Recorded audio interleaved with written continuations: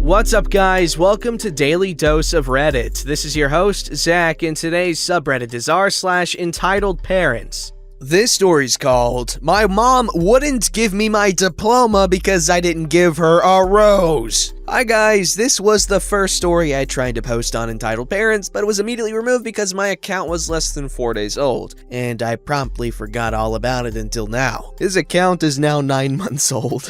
So here it is. I had a weird upbringing in a cult that I have tried to explain a couple of times, but it's so complicated. I couldn't get it concise enough and I had to erase it. I think I'll just stick to this one story for now, and if you want to hear more about what my family believed, you can ask me any questions you have and I can answer them in the comments. Even so, this is gonna be a long, crazy story, so brace yourself. My mom was what's known as a covert narcissist. That's where they are super sweet and wonderful whenever someone else is around, but at home, their true colors rip through their mask and they demand that the world revolve around them. Part of what I believed required our family to have as many children as possible, and as the oldest daughter, it was my job to take care of all of them. I meal planned, cooked, cleaned, even homeschooled my youngest siblings, all while trying to get through my own school books myself. My mom wouldn't let me study unless all the other housework was done first, so consequently, I was behind a lot.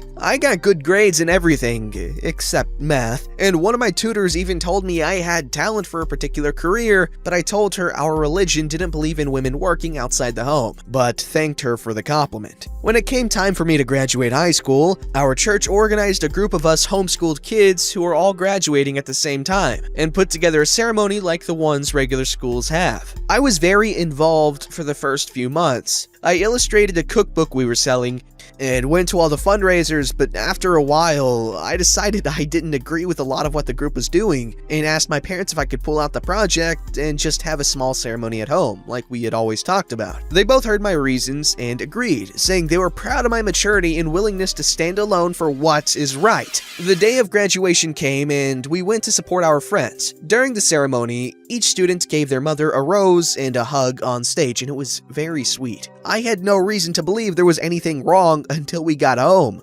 My mom immediately called me back into a room. My dad was standing there, but he wasn't really the leader in our house, so he didn't say anything the whole time. My mom told me that she was humiliated when she saw all the other mothers got roses and said I cheated her out of the honor and recognition she deserved for teaching me everything I know. Her exact words were, "A graduation ceremony is not about the students, it's about the teachers and how hard they work to get those students where they are today." I didn't dare contradict her, but in my head I was thinking, what are you talking about? You haven't been my teacher since I was 11. She would always just buy me books and that was it. I had to find time to read them, take tests, and grade myself all on my own. She would even make me take tests over and over until I got an A. With math, that was a lot of trying and failing. I didn't even know the real cutoff for failing a test was a D until I got married and moved out. At the time of this conversation, I still had a couple of chapters in my last math book I needed to finish, but a lot of my other homeschool friends said they had the same thing and it was normal. My mom finished by saying, "I just looked at your math book and you still have 2 chapters left to go, so you haven't even earned this yet. Since you denied me the honor I deserve tonight, I will be withholding your diploma also. You don't even need it since you won't be going to college. Just finish your book and you will just be done with school." I tried to remind her that she agreed to let me sit out of the graduation ceremony, but she said,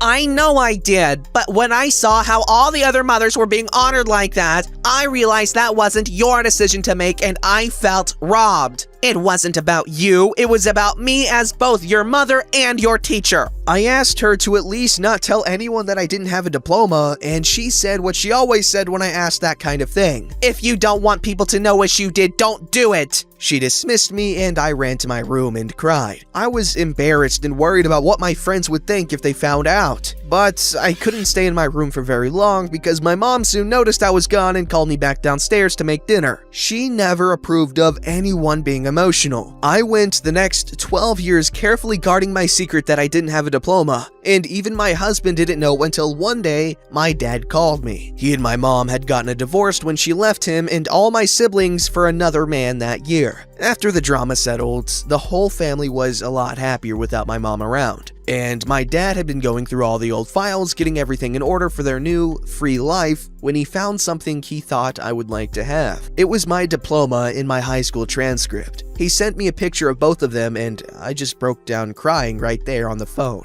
He apologized for not standing up for me back then, and I told him I understood and forgave him. My mom abused him too, and he was just trying to get through life like all of us. He couldn't accept that. He said, as my dad, it was his job to protect me, and he failed. We had a long talk about all the things my mom did to me, and I was surprised to hear that my dad was largely unaware of most of them. He got really angry on the phone and kept apologizing for not being aware and present in my life. He was in the military, so he was gone a lot. It was a wonderful talk, and we both cried a ton. He sent me the diploma and the transcript in the mail, and I cried again when I finally held them in my hands. I used them to get a job last year at a daycare, and it felt amazing. What? I'm not crying. You're crying, you freaking jerks. This story's called My Mom Doesn't Respect My Wishes When It Comes to My Surgery. So as a background, I am a 27-year-old female and I'm engaged to a 26-year-old female, so an obvious adult that can make my own choices, right? When I first found out that I had to get my gallbladder removed, I told my family the date just to let them know. When I told my mom, while picking her up from work, she turns around and tells her work that she needs that day off. Confused, I asked her, why are you calling off that day? And she gave me a look and said, you think I won't be there for my daughter on the day of her surgery? And when I gave a confused look and replied with, no, it's just gallbladder surgery, it's not that deep, she tells me to shut up and that she's going. After a few days of talking to my sister, among others, about how I didn't really want people besides my fiance there, I look up the distance between just going to the hospital and picking up my mom before going to the hospital. If my love and I just go, it takes 16 minutes to get there. If I pick up my mom, she doesn't drive. Before going, we are driving away from the hospital to get her, and it will take around 36 minutes to get there. So I get the courage to tell her that we can't pick her up, and she says that she doesn't like it, but okay. My sister also tries to explain that I don't really want a lot of people there and that I just really want my love with me. When it gets closer to the date, the nurses tell me that they are strict about who gets to be with me. Absolutely no sick people are non-blood relations or extended family. Basically, they only want close, healthy family. I also explained this to my mom, who has been sick the past few days off and on,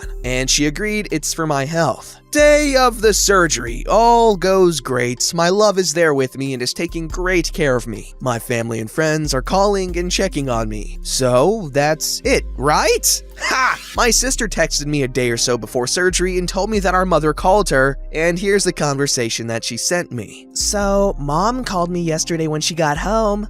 The very start of the conversation, she starts talking about calling up to the hospital to see where you were at. She was going to take the bus to the hospital. However, the nurse on the phone, she heard Mom coughing and said she wasn't allowed up there. And Mom told her that she was only coughing because of her allergies. The nurse told her it didn't matter and that she couldn't go up there, and if she did, she would be asked to leave. I mentioned to Mom how you said you didn't want anyone up there, but your love. Mom said she knows, but she's Mom and she wanted to be there, and it's hard for your baby to be going through something like surgery and not be there with them. She also said that she would have waited down the waiting room and not go up to where you were. I told her I fully understand what it feels like to be a mom. I kinda have 3 kids, you know? But you said you didn't want anyone else up there but your love. And so she should respect your wishes, and even if she waited in the waiting room and not go to where you were, that would still be considered not respecting your wishes. Later in the conversation, she backtracked and said she probably wouldn't have even went up there because she started thinking about it and stuff, and if she truly was going to go up there, then she would have just went without calling the hospital first. It was just really hard for her not being there, and she was really worried. She probably didn't want me telling you though, so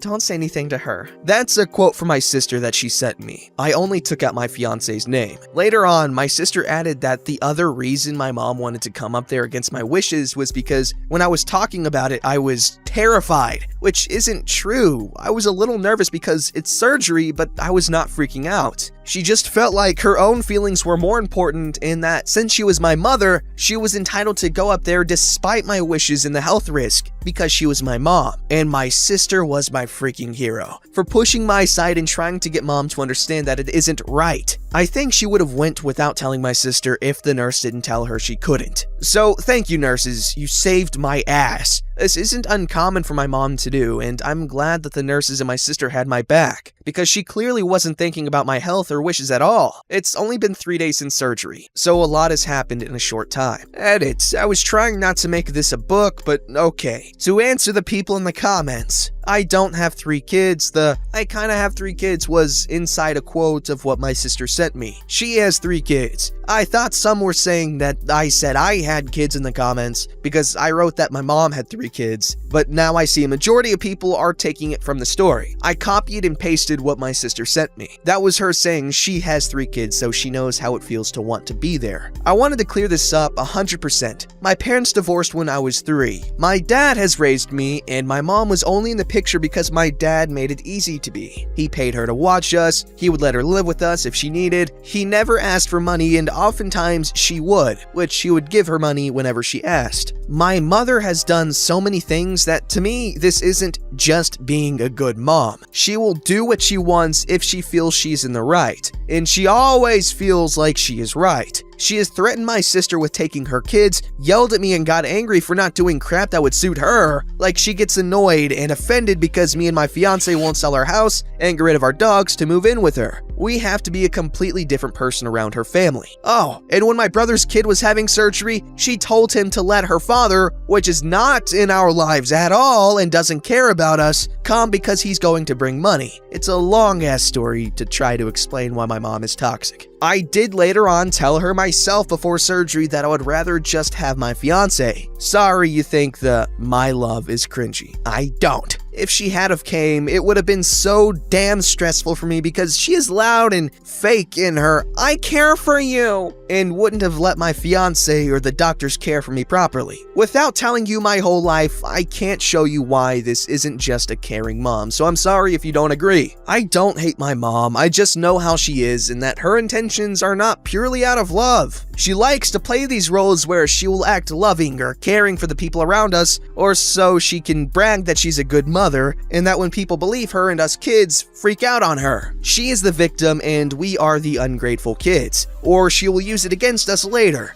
I was out there out of the kindness of my heart and you can't even come over to take my trash and clean my kitchen. Again, even though she is 100% capable of doing it. Okay, you know what? I'm glad that they cleared this up because I was like, what an ungrateful child. She's just loving you. But I know exactly what she's talking about. I know people like that, or one person specifically that is just like that. Okay, not just like that, but the whole doing things out of, for the sake of appearances. And that behavior has always really grossed me out when I realized that none of it's genuine.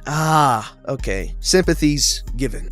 This story is called Entitled Christian Mom Being Sexist. I mostly lurk on this subreddit, but I have decided to tell my story. Bear with me because this is hectic. Here's the cast. Me, Potato. My mom, Entitled Mother. So for background, my mom worked at an office. Sometimes when she worked later, I would come visit her to keep her company. This was one of those nights, and usually I am there to make small talk and to make it so she doesn't feel as lonely. Cue Entitled Mother. She's visibly pregnant and has a plastic Walmart bag in hand. Mind you, I've heard of this woman before, but never met her. She walks right past me and greets my mom, making small talk, checking up on how the pregnancy is doing. I'm sitting in my chair, eavesdropping as I play Pokemon Diamond. Finally, this woman turns around and approaches me. The conversation went down as followed. Hello, Potato, how are you? I'm, fine, I guess. She realizes I'm playing Pokemon and snatches it out of my hands. Why in the world are you playing a boys' game? Me being socially awkward and slightly genderqueer at the time? Yes? Sorry. Entitled mother turns to my mom. Why isn't your daughter playing something more appropriate? I'm sorry, what is she playing? Entitled mother shows Pokemon. This isn't a game for girls, don't you know that? Excuse me? There's nothing wrong with her playing this. But I won't take it away from my boys this time. If I see Potato with it again, though, I might. That's illegal. Not in the name of the Lord. Here, take this. Maybe you'll figure it out. She hands me the Walmart bag. Thanks? No problem. I'll include you in prayer tonight. And she leaves. So the bag included a few of those Christian movies you can get really cheap, a mini Bible, and one of those coloring books with Bible scenes. I'm agnostic, so I don't know what to do with it. Pretty sure it's still sitting in my closet. After that experience, though, I didn't go back to work with my mom. The lady apparently kept coming in more often, saying how it's better a girl isn't in a workplace. My mom quit and started working elsewhere, so this lady wouldn't find us again. Things have been fine, though, so I'm not worried. Sorry there wasn't any big revenge story behind it. I don't even know what I do. Okay, this writer was pretty funny. Being slightly... That was funny, guys. Good stuff. This is good stuff. This is why I like this. Sometimes there's some really funny stories. And I know this wasn't, like, outrageously funny, but... me being socially awkward and slightly genderqueer at the time. Yes! That was good. Don't forget to like, subscribe, and hit that bell to never miss an episode.